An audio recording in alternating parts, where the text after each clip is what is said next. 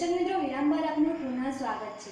આણંદ ખાતે આણંદ ખેડા જિલ્લા કેમિસ્ટ અને ડ્રગિસ્ટ એસોસિએશનના રજનીભાઈ પટેલ, ખેડા જિલ્લાના પ્રમુખ રશ્મિભાઈ શાહ, ગુજરાતના કેમિસ્ટ અને ડ્રગિસ્ટ એસોસિએશનના સેક્રેટરી તથા ઓલ ઇન્ડિયા કેમિસ્ટ અને ડ્રગિસ્ટ એસોસિએશનના લીગલ એડવાઇઝર પ્રદીપભાઈ ત્રિવેદી, ખેડા જિલ્લાના એસોસિએશનના સેક્રેટરી કિરીટભાઈ વર્મા વગેરેની ઉપસ્થિતિમાં યોજવામાં આવ્યો હતો।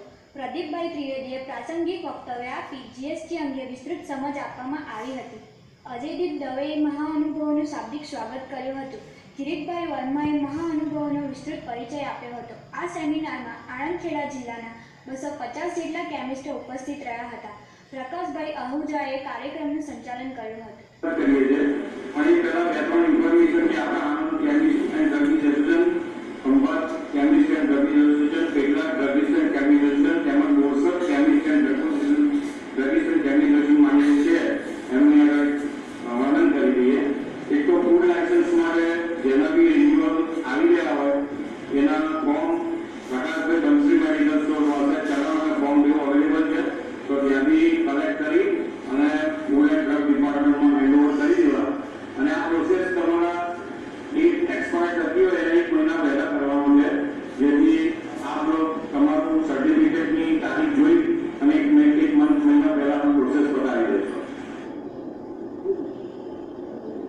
केंद्र सरकार जो जीएसटी कायदा अमल करवा जई रही है 1 जुलाई में दवा बजार केमिस्ट रिटेलर और होलसेलर ने जीएसटी पूरी माहिती मળી રહે તે માટે કેમિસ્ટની સંસ્થા federation of Gujarat state chemist and druggist association સતત કાર્યશીલ છે અને ગુજરાત આખામાં અલગ અલગ વિશે વર્કશોપ કરી અને કેમિસ્ટને જીએસટીનું પૂરું માર્ગદર્શન આપી રહ્યું છે।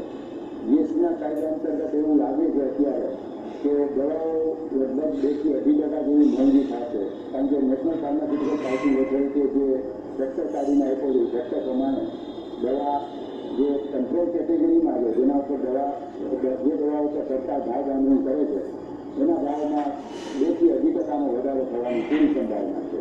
આમ તો સરકાર દવાને સસ્તી કરવાની વાત કરે છે, પણ દવાને 12% જેવા ગાળામાં મૂકી અને દવાને મોંઘી કરવા તરફ જઈ રહી એવું લાગી રહ્યું છે।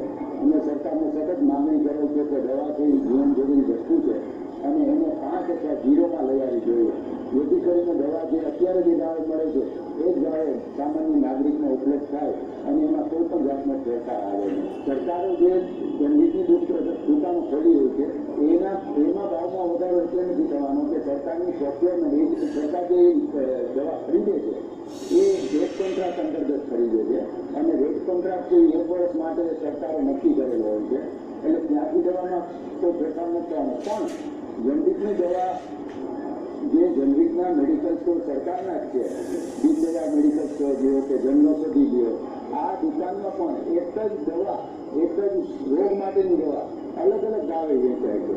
આજે સરકાર એમ કહી રહી છે કે કેમિસ્ટ લૂંટે છે અથવા તો પબ્લિક એટલા જેવું વિચારે છે, પણ સરકારના પોતાના મેડિકલ સ્ટોરમાં એક જ રોગ માટેની દવા અલગ ભાવે વેચાય છે।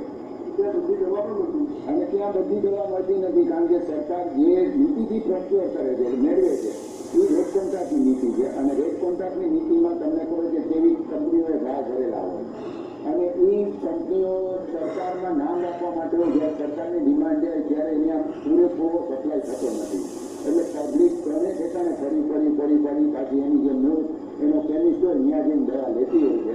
સરકારે એની આમ આદમીને સરકારની જે નીતિ છે કે ભાઈ સામાન્ય પબ્લિકને સસ્તી દવા મળવી જોઈએ એના માટે સરકારે કાંઈ કરવાની જરૂર નથી। આ બધી વસ્તુ જે દેખાવ કરે છે, સરકારે એક જ વસ્તુ કરવાની છે કે પ્રિસ્ક્રિપ્શન દવાની ચીઠી ડૉક્ટર લખે એ જનરિક નામથી જ લખાવી જોઈએ અને આ એક વસ્તુનો અમલ શરૂ કરી દે એટલે દવાના ભાવ આપોઆપ ઊંચા થઈ જાય તો સરકારને કાંઈ જરૂર કરવાની જરૂર નહીં પડે।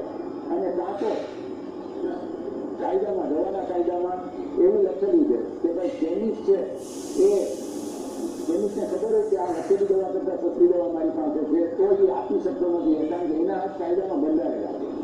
આ બેમાં ક્યાંય પણ એક સુધારો કરે એટલે દવા ઓટોમેટિકલી આમ આદમીને સસ્તી મળશે।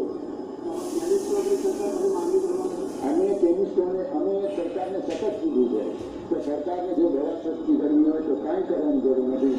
પ્રિસ્ક્રિપ્શન બાય જનરિકને ડૉક્ટર પ્રિસ્ક્રિપ્શન લખે એ જનરિક નેમથી જ લખાવવું જોઈએ અને દવાના કાયદામાં જે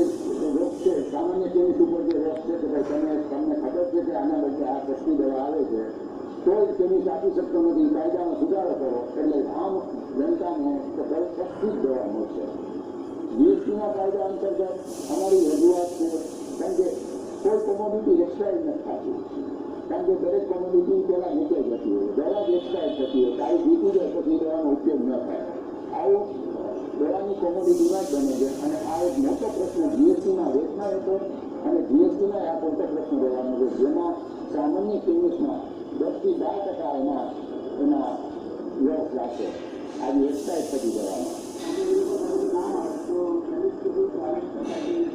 ને અમે અત્યારે તો જીએસટીને સમજી રહ્યા છીએ, જીએસટીનો અમલ એકવાર શરૂ કરશું, પછી અમને પ્રેક્ટિકલ ડિફિકલ્ટી આવશે તો અમે સરકારને રજૂઆત કરશું. અને અત્યાર સુધી અમારો અનુભવ એવો છે કે ભાઈ પ્રેક્ટિકલ ડિફિકલ્ટીની જોરદારપૂર્વક રજૂઆત થઈ હોય તો સરકાર એમાં કંઈક ને કંઈક રસ્તો આવશે. બાકરોલમાં